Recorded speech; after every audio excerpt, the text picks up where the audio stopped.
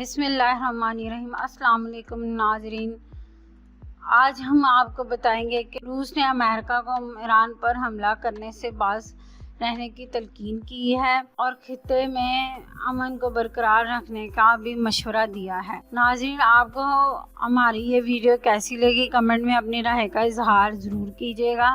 Video میں آگے بڑھنے سے پہلے ہماری آپ سے گزارش ہے کہ چینل کو سبسکرائب کیجیے اور ساتھ بیل آئیکن کو ضرور پریس کریں۔ خطے اور باہر کے ممالک کو کشیدگی بڑھانے والے اقدامات سے گریز کرنا چاہیے۔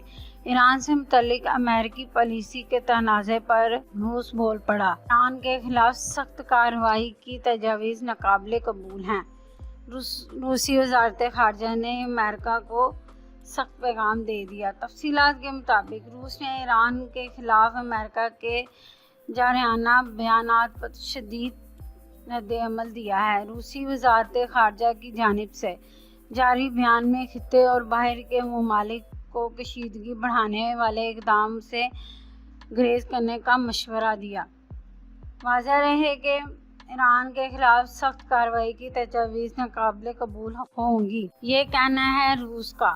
روس نے موجودہ کشیدہ حالات میں اپنی حمایت ایران کے پلڑے میں ڈال دی ہے۔ 2 روز قبل سعودی عرب کے سب سے بڑی تیل تنصیبات پر حملہ کیا گیا، جس کے باعث سعودی عرب کی تیل کی پیداوار اور سپلائی نصف سے بھی کم ہو گئی، جبکہ اس حملے کے باعث عالمی مارکیٹ میں تیل کی قیمتوں میں اضافہ ہوا۔ امریکہ نے سعودی عرب کی تیل کی تنصیبات پر حملے کا ذمہ دار ایران کو ٹھہرایا ہے، جبکہ امریکہ سے ایران کے خلاف کارروائی کرنے کی آوازیں بھی اٹھ رہی ہیں۔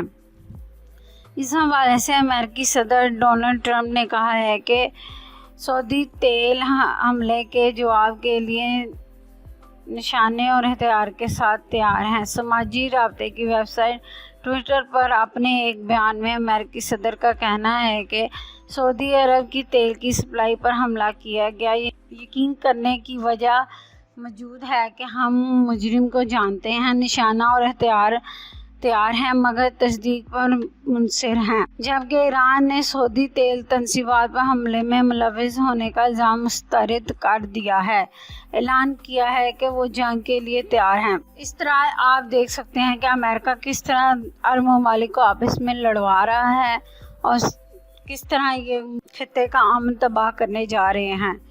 اب دیکھنے والی بات یہ ہوگی کہ روس کس حد تک ایران کا ساتھ دے گا۔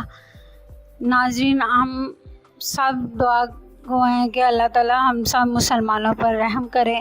ویڈیو دیکھنے کا شکریہ۔ اللہ حافظ۔